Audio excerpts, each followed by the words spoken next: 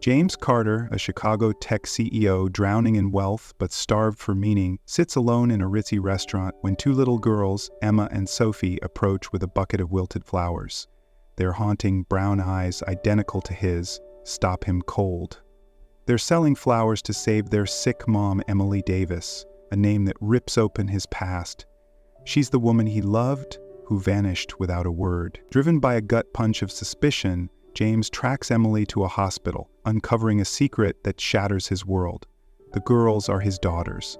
As he steps into their lives, he faces a gritty Chicago neighborhood, a broken system that failed Emily, and his own buried regrets. Can a man who built an empire rebuild a family? Will James fight for more than just his daughters, but for justice too? His choice will change everything. James Carter's world was a blur of boardrooms and bottom lines. But tonight, in the polished glow of the signature room, he felt like a ghost in his own life. The Chicago skyline sparkled below, a dazzling distraction from the weight in his chest. Another deal had tanked, the board was breathing down his neck, and the ache of something missing gnawed at him. He swirled his untouched bourbon, lost in thought, when a small voice cut through the hum of clinking glasses. "Sir, would you like a flower?" He looked up, startled, into the faces of two identical girls, no older than 6. Emma and Sophie, as they later introduced themselves, stood clutching a plastic bucket with a handful of wilted daisies. Their thin jackets hung loose, barely shielding them from the chill outside, but it was their eyes, deep, chestnut brown, mirroring his own, that stopped his breath. The resemblance was uncanny, like staring into a memory he didn't know he had. "Bill, and why are you out here selling flowers?" James asked, his tone sharper than intended, irritation masking unease. "Kids shouldn't be working, not in a place like this, not at this hour." "Our mom's in the hospital," Emma said, her voice steady despite the tremble in her hands.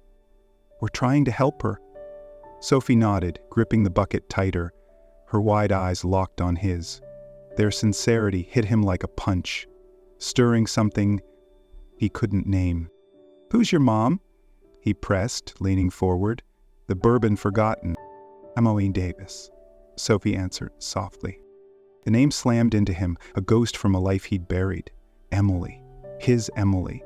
The woman he'd loved fiercely, who'd walked out without a word, leaving him to drown in ambition. His mind reeled, grasping for logic. Could these girls... No, it was impossible. But those eyes... They weren't just similar, they were his. James fumbled for his wallet, pulling out a crisp $100 bill. "I'll take all the flowers," he said, voice tight. The girls' faces lit up, shy smiles breaking through their nerves.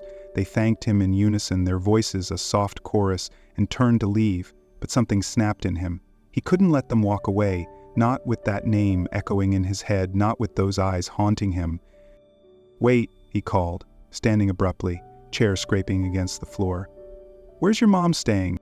"Northwestern Memorial Hospital," Emma said, hesitating, as if unsure whether to trust him.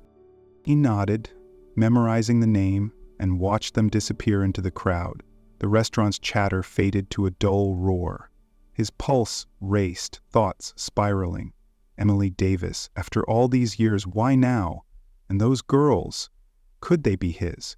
The idea was absurd, yet it clung to him, heavy and unshakable. He grabbed his coat, left a tip he didn't count, and strode out, the city's pulse matching his own. In the elevator, descending from the Hancock Center's heights, James stared at his reflection in the polished doors. Those same brown eyes stared back, sharp and searching.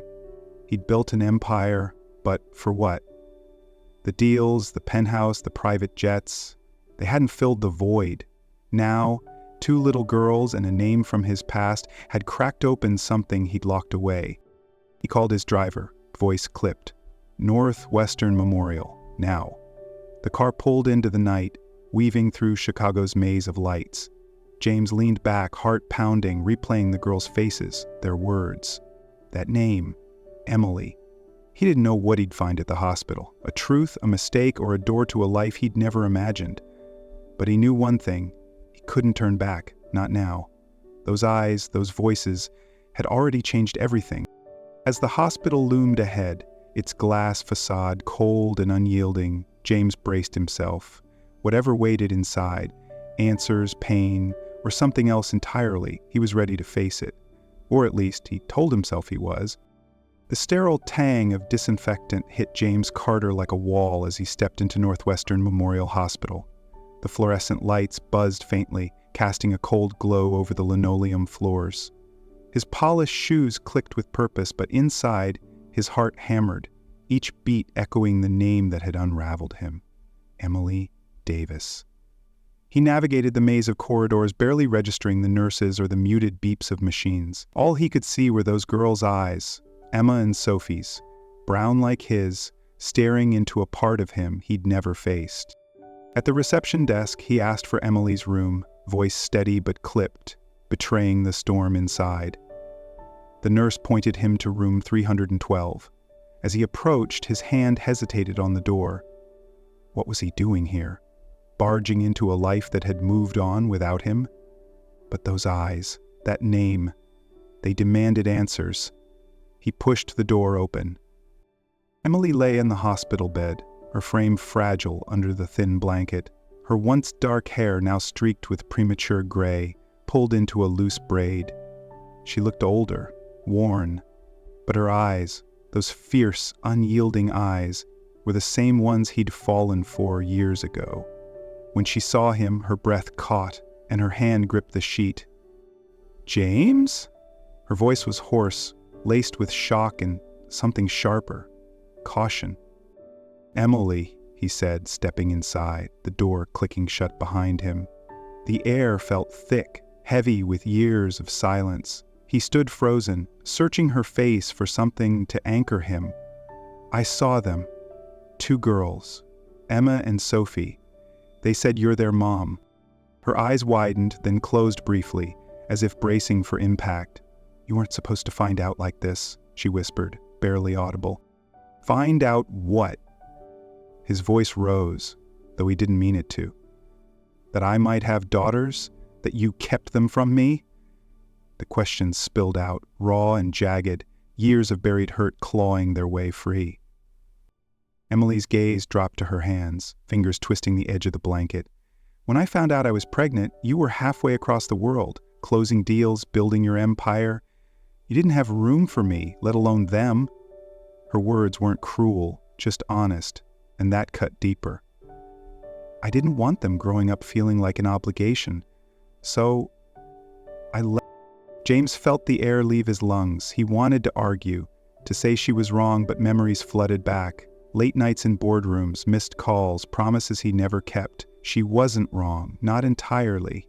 "You should have told me," he said, softer now, the fight draining out of him. "I deserved a chance to choose." Emily looked at him, eyes glistening. "Maybe, but I did what I thought was right."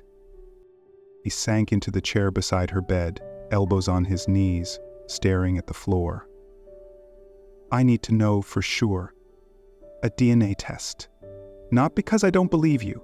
I need it." She nodded, weary but resolute. "Fine. But don't think you can swoop in with your money and fix this. This isn't about that." Her words stung, but he respected them. Emily had always been proud, even now, tethered to IV lines in a hospital gown. He stood, needing air, needing space to process. "I'll arrange it," he said, and stepped into the hall. In the waiting room, he found Emma and Sophie, curled up on plastic chairs, surrounded by scattered crayons and paper. A nurse watched them from a distance, her expression kind but tired. The girls looked up as he approached, their faces brightening. "You're the flower man," Emma said, grinning. James managed a small smile, kneeling to their level. "Yeah, that's me." His eyes fell on a drawing Sophie clutched. A stick figure of a tall man with brown eyes, labeled "Good Man" in wobbly letters. His throat tightened. Was that him? The man who'd bought their flowers? The gesture was so small, yet to them it meant everything. He sat with them, listening as they chattered about their favorite cartoons, their mom's cooking, anything but the hospital. But the weight of Emily's words lingered. She'd worked grueling shifts at a corner store, scraping by without decent health insurance.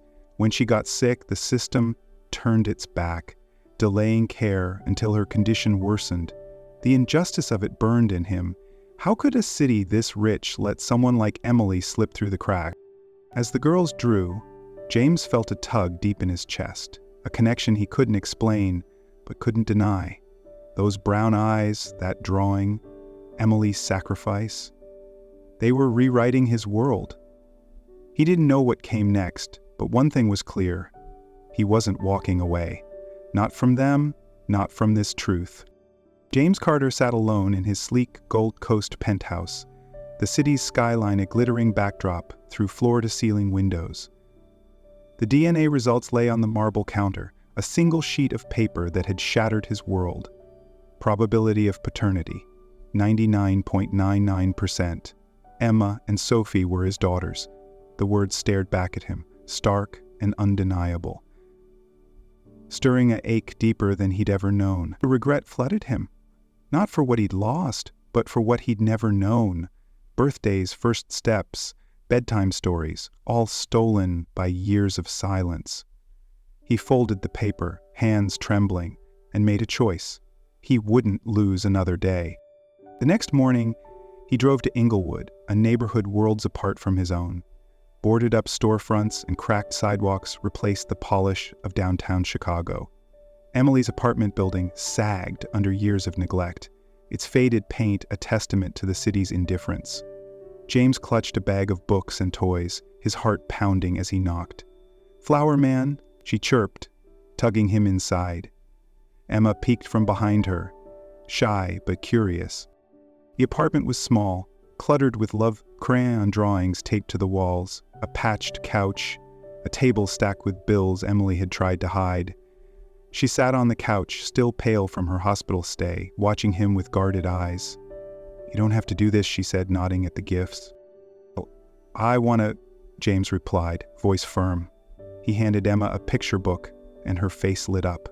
But as he watched the girls flip through it, he realized they didn't care about the gifts. They wanted him, his time, his attention. It was a need he'd never known how to fill, but he was determined to learn. Over the next few days, James became a fixture in their world. He tried tying Emma's hair into a ponytail, his fingers fumbling, until she giggled at the lopsided result. "You're bad at this, Buck James," she teased, still calling him the name they'd settled on, unaware of the truth. He read Sophie a bedtime story, his deep voice stumbling over fairy tale words, her head nestled against his arm. At Grant Park, he chased them through the grass, their laughter echoing as they played tag, their small hands reaching for his when they tired. Each moment cracked open something in him. He'd spent years commanding boardrooms, but this, being needed, being trusted, felt like a different kind of power. Yet, the more he saw of Englewood, the more a quiet anger grew. The local school was underfunded, its playground rusted and bare. The community center was shuttered, leaving kids like Emma and Sophie with nowhere safe to go. Emily had shared, in a rare moment of openness, how her boss at the corner store had cut her hours after she took time off for the girls, sneering that single moms don't last here. The injustice of it, the way the system punished people like her, gnawed at him. One afternoon at Grant Park, the girls raced ahead, their sneakers kicking up dust. James watched, a smile tugging at his lips, until a sharp cry cut through the air. Emma had tripped, her knee scraped and bleeding. She sat in the dirt, tears streaming, and called out, "Back, James!" The sound of his name in her trembling voice hit him like a tidal wave. He sprinted to her, dropping to his knees, scooping her into his arm. "You're okay, sweetheart," he murmured, wiping her tears with his sleeve. Her small body shook against him, but she clung to his jacket, trusting him to make it better. Sophie stood beside them, fiercely holding her sister's hand, her brown eyes wide with worry. James pressed a kiss to Emma's forehead, his heart swelling with a clarity he'd never known. This was what it meant to be a father, not just showing up, but being the one they turned to when the world hurt. He cleaned her knee with a napkin, whispering reassurances until her sobs faded to hiccups. As they walked back to the apartment, Emma's hand stayed in his, small and warm. Sophie skipped ahead, singing a made-up song, and James felt something shift. He wasn't just a visitor in their lives anymore. He was becoming their anchor. Back at Emily's, he sat on the couch, the girls sprawled across him, coloring books open. Emily watched from the kitchen, her expression softer than before. "They like you," she said quietly, almost surprised. "I like them," James replied, his voice thick. He looked at the girls, their crayons scratching out bright worlds, and knew he'd do anything to protect them. Ingley's struggles, Emily's sacrifices, the girls' innocent trust, it all fueled a resolve he hadn't known he had. He wasn't just here for them. He was here to fight for the life they deserved.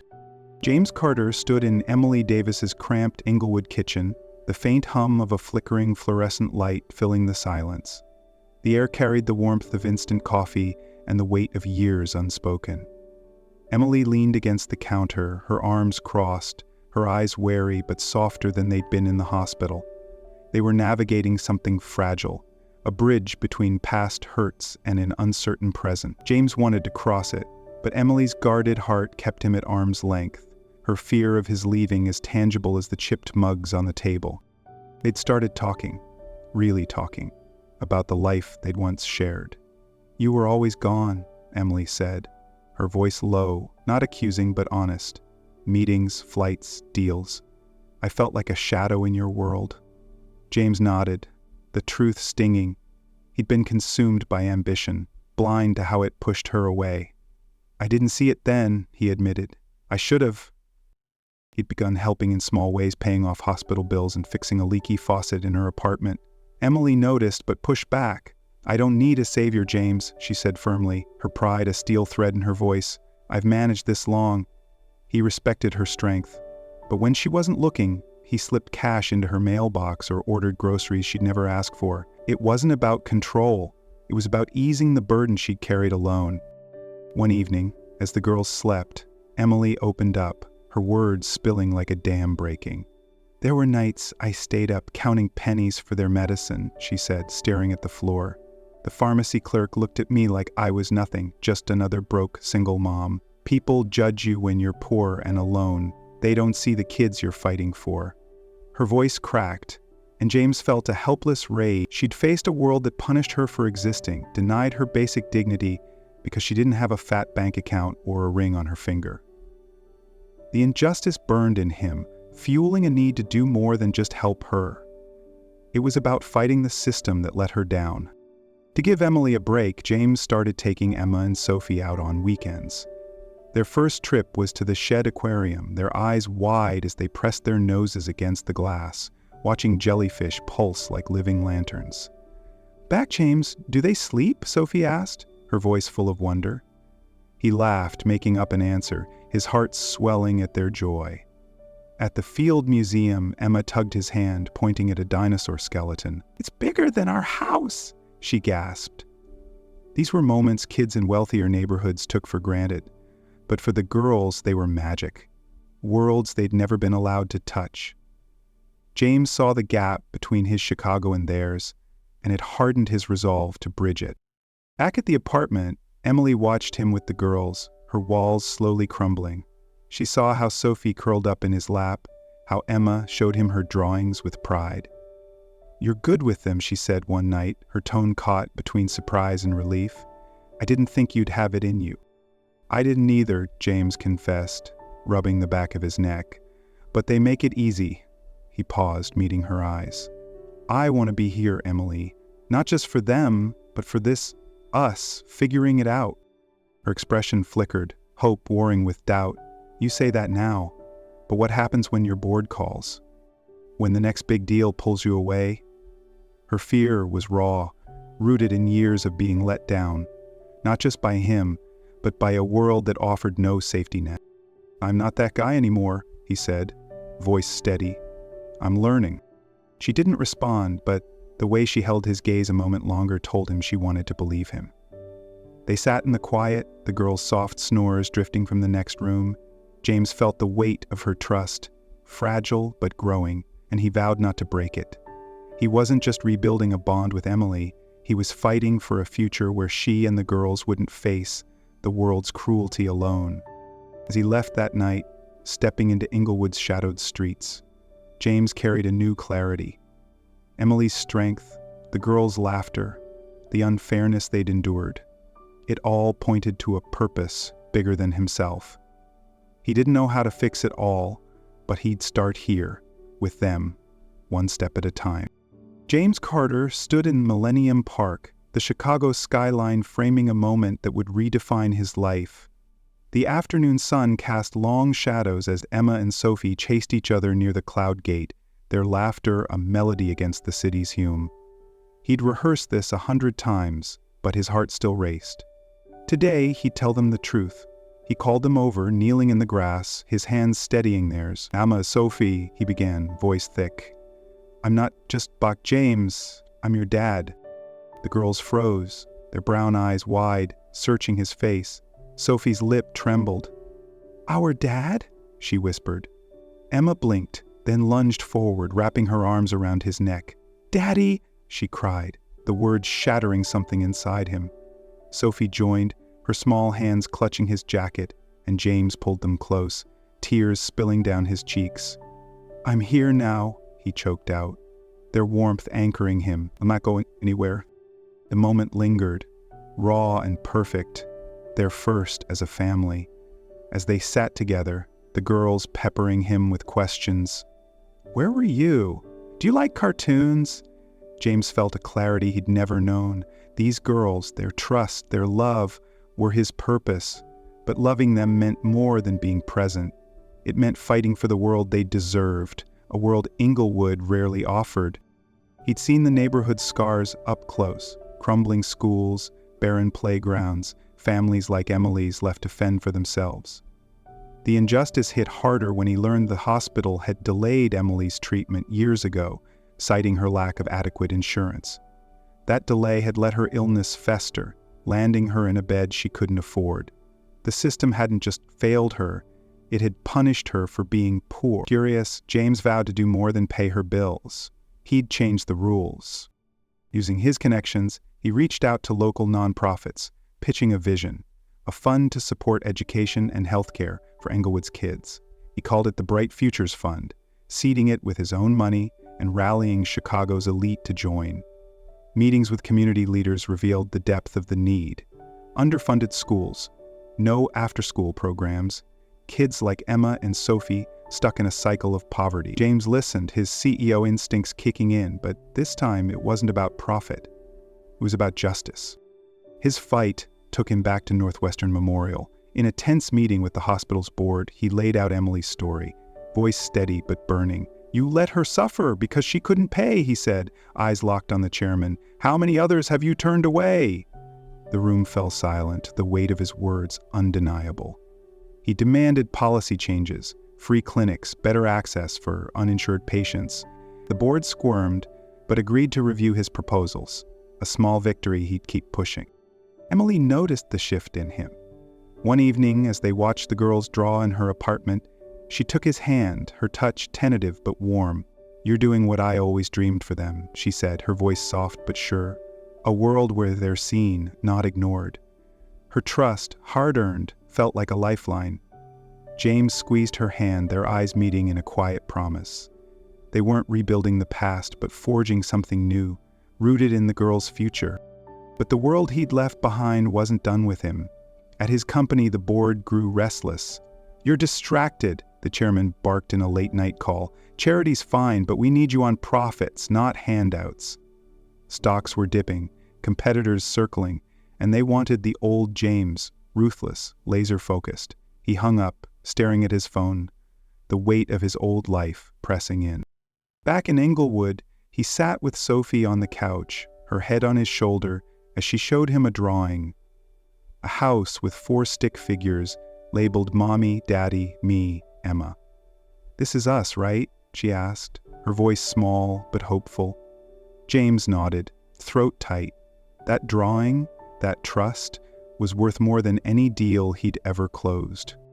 He faced a choice: return to the empire he'd built, or stay on this harder path, fighting for his daughters and a community the world overlooked. The pull of his old life was strong: security, power, control. But as he looked at Sophie's drawing, Emma's laughter echoing from the next room, he knew what mattered more. This wasn't just about being a father, it was about leaving a legacy that meant something, not in boardrooms, but in the lives he could change. James stood, resolve hardening. He'd fight for Inglewood, for the girls, for Emily's dignity, but the cost loomed large, and he wondered if he could balance both worlds, or if he'd have to let one go. James Carter stood at a crossroads, the weight of his decision heavier than any boardroom deal. The call from his company's chairman echoed in his mind: focus on profits or step aside. He chose the latter. Resigning as CEO, he took a consulting role, trading power for time for Emma, Sophie, Emily, and the community he'd vowed to lift up. The corporate world gasped, but James felt lighter than he ever had.